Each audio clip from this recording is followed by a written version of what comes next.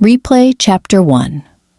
The First Death. Tom woke up to the sound of his alarm clock. It was 7 a.m. The sun was bright outside his small apartment window.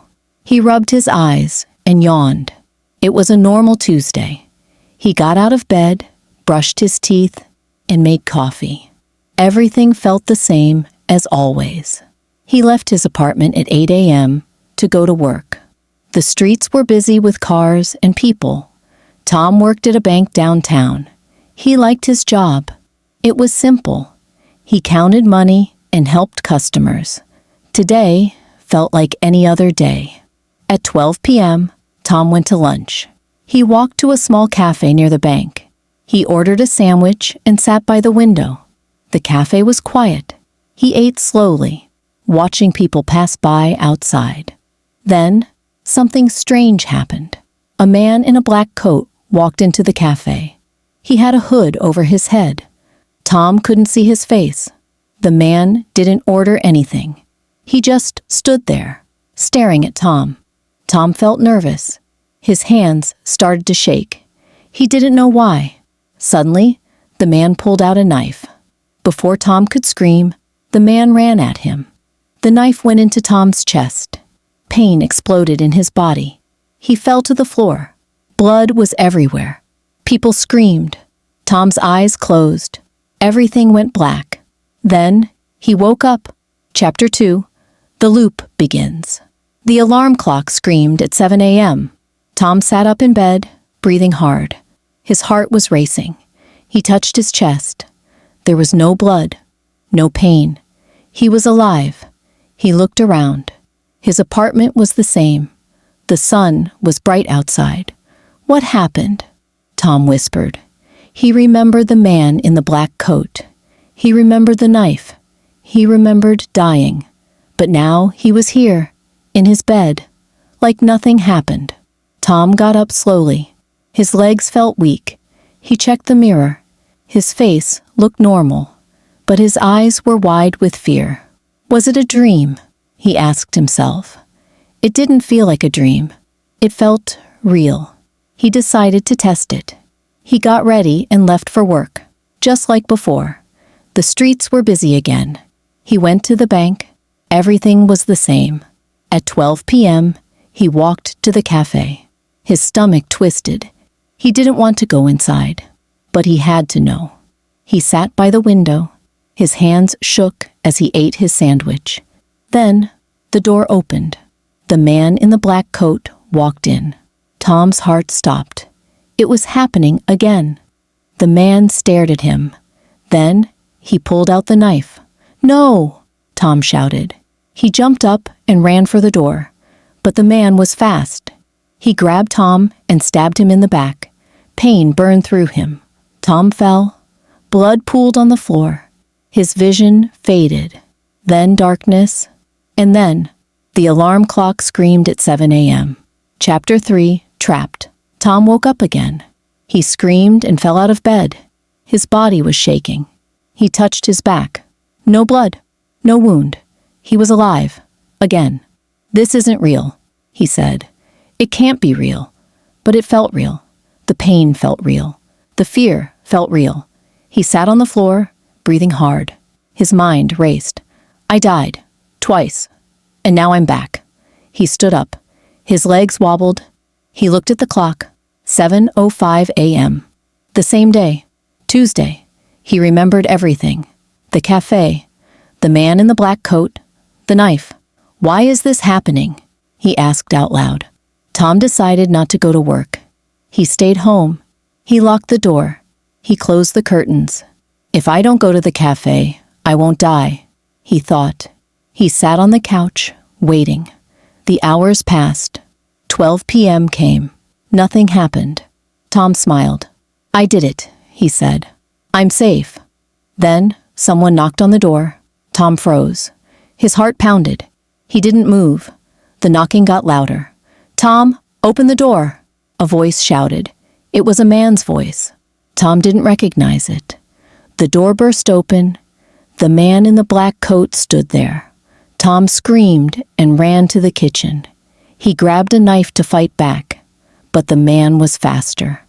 He tackled Tom and stabbed him in the stomach. Blood poured out. Tom gasped.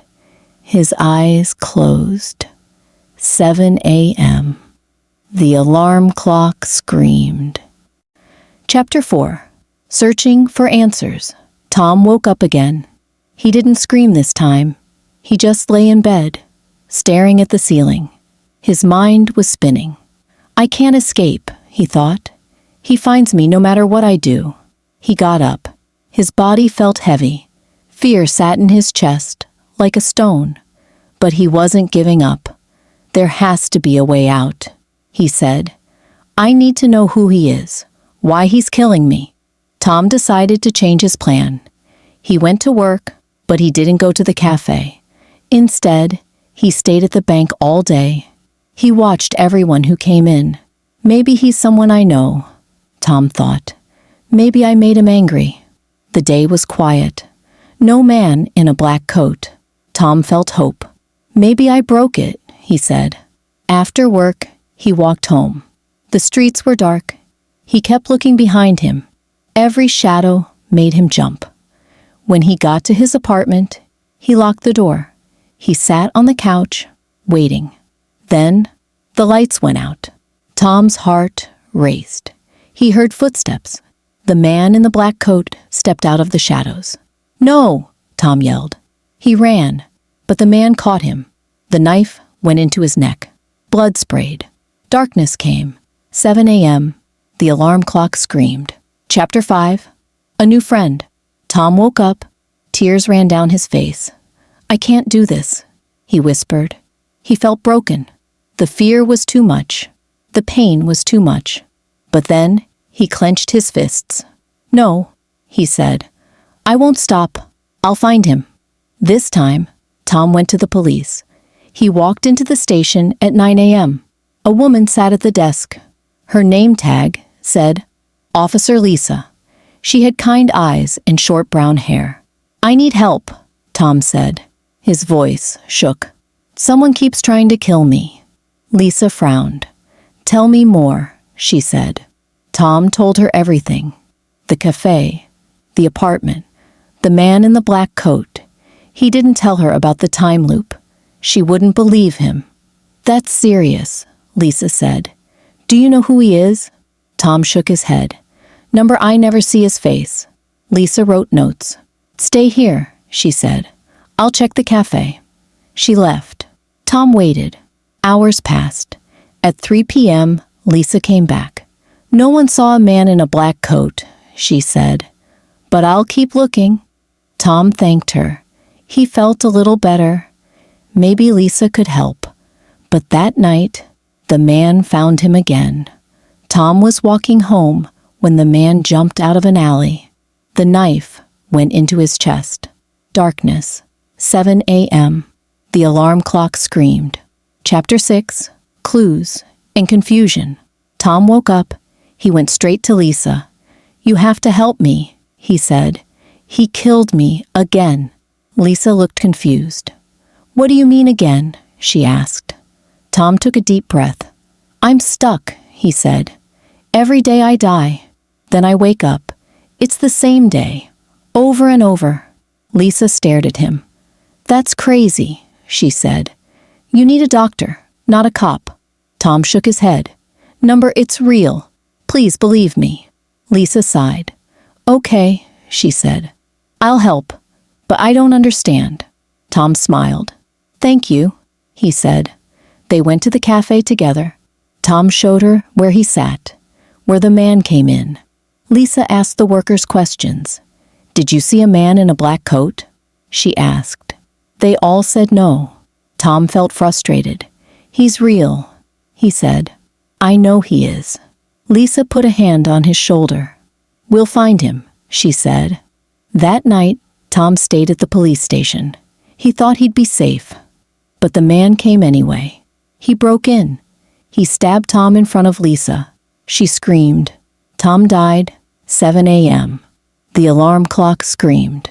Chapter 7. A dangerous game. Tom woke up. He was angry now. He's playing with me, he thought. But I'll win. He went to Lisa again. "We need a trap," he said. Lisa agreed. They made a plan. Tom would go to the cafe. Lisa would hide nearby with her gun. "When he comes, I'll stop him," she said. At 12 p.m., Tom sat in the cafe. His heart pounded. He waited. The door opened. The man in the black coat walked in. Tom stood up. "Now!" he shouted. Lisa jumped out. "Freeze!" she yelled. She pointed her gun. The man stopped. For the first time, Tom saw his face. It was pale. His eyes were dark. He smiled. Then he threw the knife. It hit Lisa in the chest. She fell. Tom screamed. The man ran at him. Another knife went into Tom's stomach. Darkness. 7 a.m. The alarm clock screamed. Chapter 8. The Truth Unravels. Tom woke up. He cried. Lisa died because of me, he thought. He felt sick, but he saw the man's face. "I know him now," he said. "I can find him." He went to Lisa again. "I saw his face," he told her. Pale skin, dark eyes, a scar on his cheek. Lisa nodded. "I'll check our files," she said. She came back an hour later. "His name is Mark," she said. "Mark Reed. He's a criminal. He escaped prison last year." Tom's mind raced. "Why me?" he asked. Lisa shrugged. "Maybe he knows you," she said. Tom thought hard. He didn't know a Mark Reed, but he had an idea. "Let's find him," he said. They drove to an old warehouse. Lisa said Mark might hide there. They went inside. It was dark. Tom's hand shook. Then he saw him. Mark stood in the shadows. "You," Mark said. "You keep coming back." Tom froze. "You know?" he asked. Mark laughed. "I made this happen," he said. "I cursed you." Chapter 9. The Final Twist. Tom stared at Mark. "Why?" he asked. "Why me?" Mark stepped closer. "You don't remember," he said. "But I do. 2 years ago, you ruined my life." Tom shook his head. "I don't know you," he said. Mark sneered. "You worked at the bank," he said. "You reported me. I was stealing money. They caught me because of you." Tom remembered. A man tried to rob the bank. Tom told the police. "That was you?" he asked. "Yes," Mark said. "I went to prison. I lost everything. Then I found a way to get revenge. A scientist helped me. He built a machine. It traps you in this day. You die over and over, and I watch." Tom felt cold. "How do I stop it?" he asked. Mark laughed. "You don't," he said. "Unless you kill me first." Lisa raised her gun. "You're done," she said. But Mark was fast. He threw a knife. It hit Lisa's arm. She dropped the gun. Tom ran at Mark. They fought. Tom grabbed the knife. He stabbed Mark in the chest. Mark fell. Blood poured out. He laughed. "It's over," he said. Then he died. Chapter 10. Freedom. Tom waited. He didn't die. The clock ticked. 7 p.m. No alarm. No death. He looked at Lisa. She was hurt, but alive. "Did it work?" she asked. Tom nodded. "I think so," he said. He felt light. The fear was gone. The loop was broken. Later, they found the machine in Mark's hideout. It was small, glowing with strange lights. Lisa called for help. The police took it away. Tom never saw it again. He went home. He slept. The next day came, Wednesday. The sun was bright. He smiled. He was free. But sometimes, at night, he wondered, what if Mark lied? What if the loop wasn't over? He pushed the thought away. He had to live. He had won.